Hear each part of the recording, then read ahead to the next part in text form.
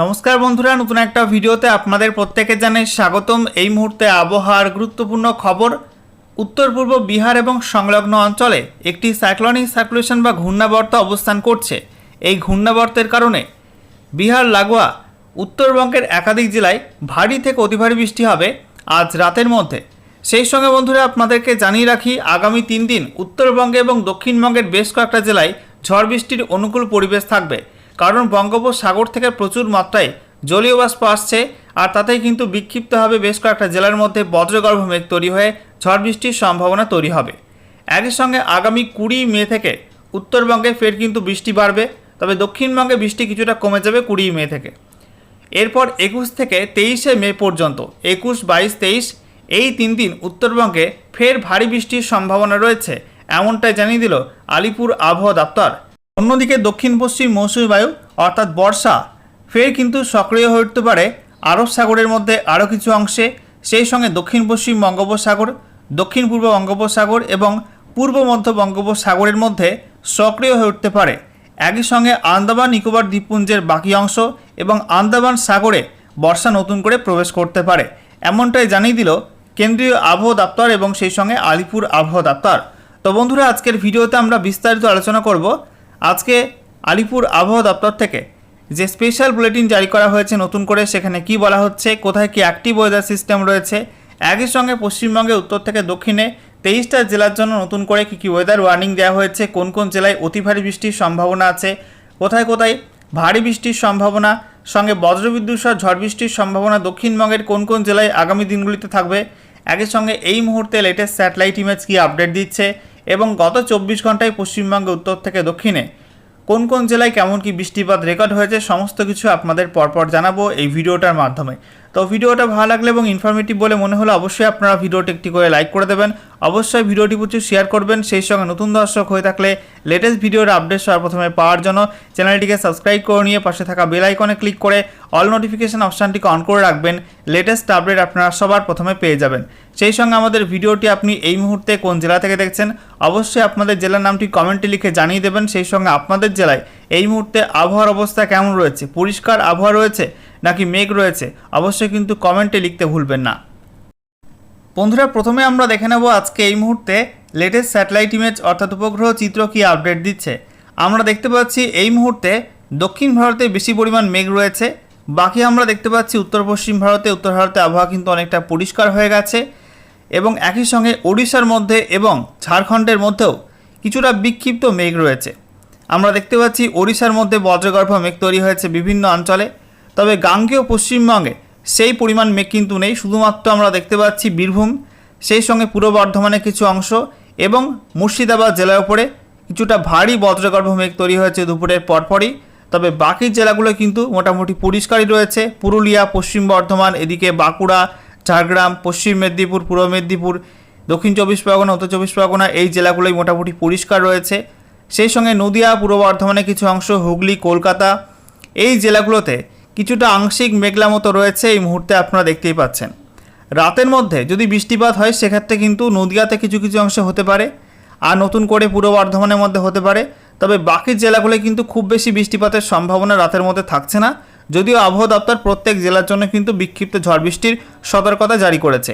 অন্যদিকে আমরা দেখতে পাচ্ছি ঝাড়খণ্ডের ওপরে, বিশেষ করে দক্ষিণ পশ্চিম ঝাড়খণ্ডের দিকে কিছুটা মেঘ রয়েছে।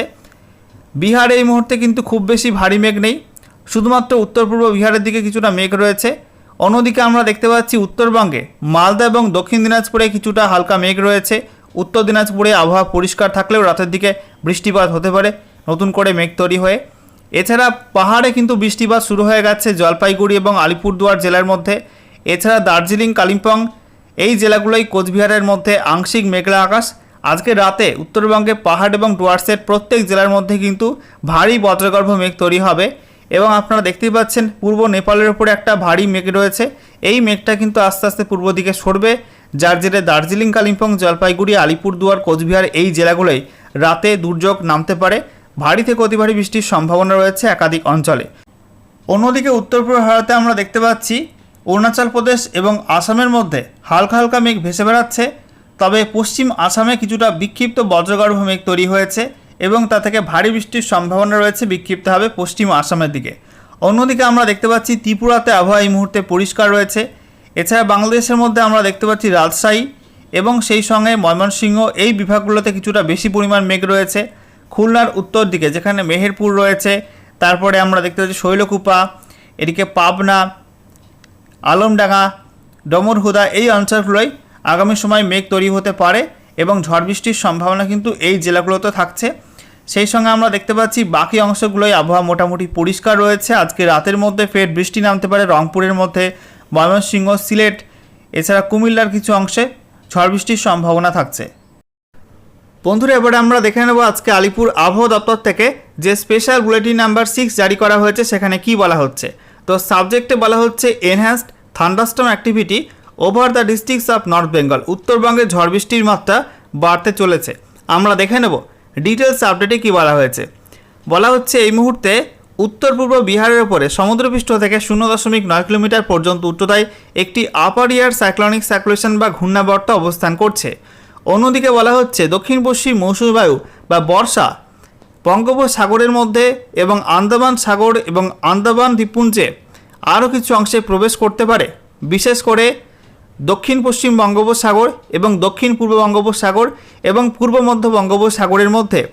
বলা হচ্ছে 2 থেকে 3 দিনের মধ্যে আরও বেশ কিছু অংশে বর্ষা ঢুকবে। একই সঙ্গে আন্দামান দ্বীপপুঞ্জ এবং আন্দামান সাগরেও বর্ষা প্রবেশ করে যেতে পারে আগামী 2 থেকে 3 দিনের মধ্যে। একই সঙ্গে বলা হচ্ছে এই মুহূর্তে বঙ্গোপসাগর থেকে প্রচুর মাত্রায় জলীয় বাষ্প ঢুকছে পশ্চিমবঙ্গের মধ্যে বিভিন্ন অঞ্চলে, বিশেষ করে উত্তরবঙ্গের দিকে যাচ্ছে জলীয় বাষ্প, আর তাতেই আগামী 3 দিন উত্তরবঙ্গে বেশি মাত্রায় ঝড় বৃষ্টির সম্ভাবনা থাকবে। এবারে আমরা দেখে নেব আজকে আলিপুর আবহাওয়া দপ্তর থেকে পশ্চিমবঙ্গে উত্তর থেকে দক্ষিণে 23টা জেলার জন্য নতুন করে যে ওয়েদার ওয়ার্নিং জারি করা হয়েছে সেখানে কি বলা হচ্ছে। তো বলা হচ্ছে আজকের বাকি সময়টা অর্থাৎ রাতের মধ্যে এবং তারপর আগামীকাল 18 মে 2026 সকাল 8:30 পর্যন্ত সময়ের মধ্যে উত্তরবঙ্গে আলিপুরদুয়ার এবং জলপাইগুড়ি এই 2 জেলায় অতি ভারী বৃষ্টির অরেঞ্জ অ্যালার্ট দেওয়া হয়েছে।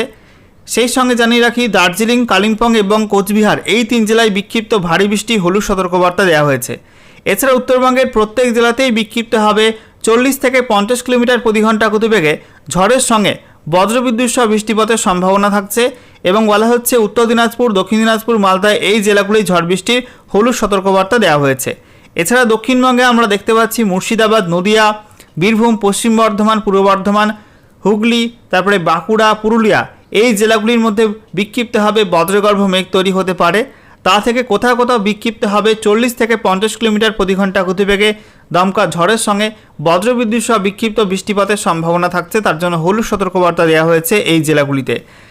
এছাড়া বাকি জেলাগুলো অর্থাৎ উত্তর এবং দক্ষিণ 24 পরগনা, তারপরে হাওড়া, কলকাতা, পূর্ব মেদিনীপুর, পশ্চিম মেদিনীপুর, ঝাড়গ্রাম এই জেলাগুলি ঝড় বৃষ্টির সম্ভাবনা একটু কম থাকবে।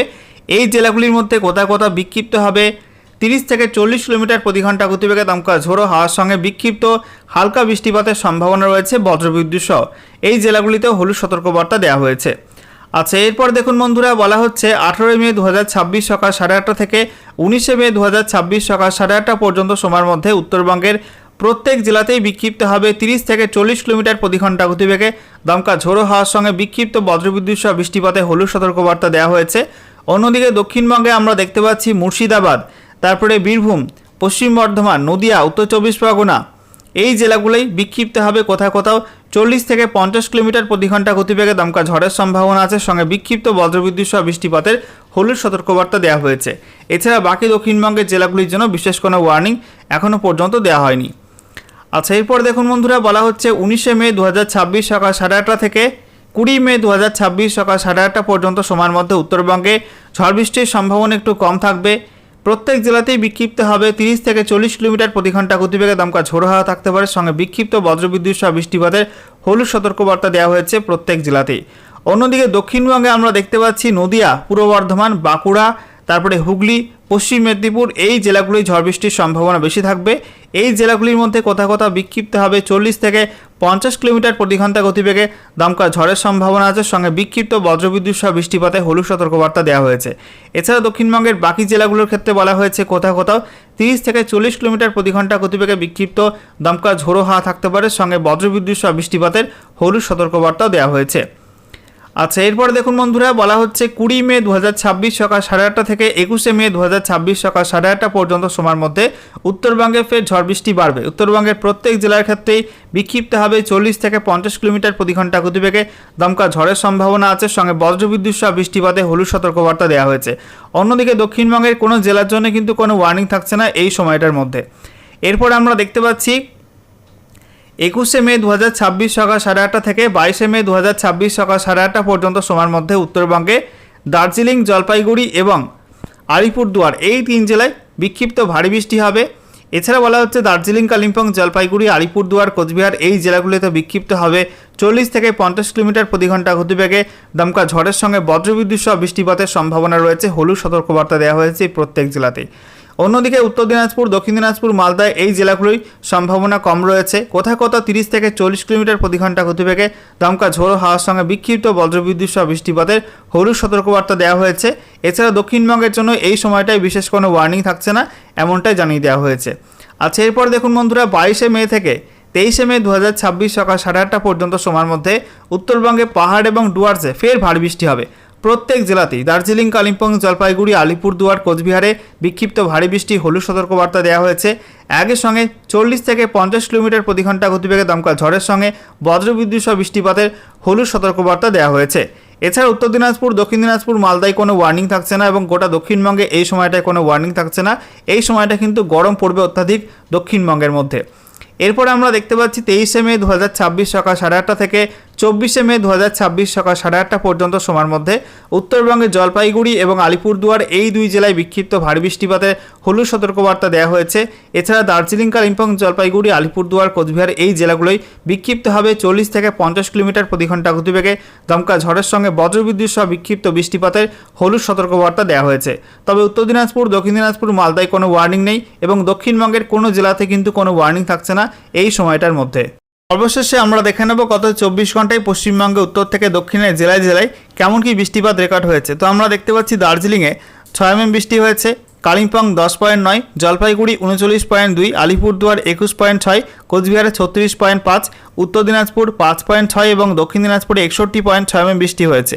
অন্যদিকে দক্ষিণবঙ্গের মধ্যে পশ্চিম বর্ধমানে 5.6 mm বৃষ্টি হয়েছে, পূর্ব বর্ধমানে 6.4 mm বৃষ্টিপাত রেকর্ড হয়েছে। এবং আমরা দেখতে পাচ্ছি বেশি পরিমাণ বৃষ্টিপাত হয়েছে কোথায় কোথায়। উত্তরবঙ্গের মধ্যে জলপাইগুড়ি, ইন্ডং 140 mm বৃষ্টি হয়েছে, তারপরে হিল্লা 130 mm বৃষ্টি হয়েছে, জুরান্টি টি এস্টেট 105.6 mm, তারপরে চালৌনি 99.1 mm, আলিপুরদুয়ারের ডালগাঁও 90.4 mm, কোচবিহারে সিঙ্গিমারি 80.8 mm, দক্ষিণ দিনাজপুরে বালুরঘাটে 80 mm, তারপরে জলপাইগুড়ি কুর্তি 76.8 mm, ফাগু 76.2 mm, তারপরে Bhagatpur 76 mm, Moraghat 75.4 mm, ট্রা Nagrakata 67.2 mm, তারপরে ঘাটিয়া 66.6, নাগারকাটা 62.8, মুগুলকাটা সেখানে 58.9, তারপরে ঘুঘুমারি 58.2, আলিপুরদুয়ারে আর্যমান 45 mm, দক্ষিণ দিনাজপুরে এএমএফইউ মাজিয়ান 43.2 mm, কালিম্পংয়ের ঝালং 43.2 এবং আলিপুরদুয়ারের জয়বীরপাড়াতে 42.6 mm বৃষ্টি হয়েছে। দক্ষিণবঙ্গের মধ্যে পূর্ব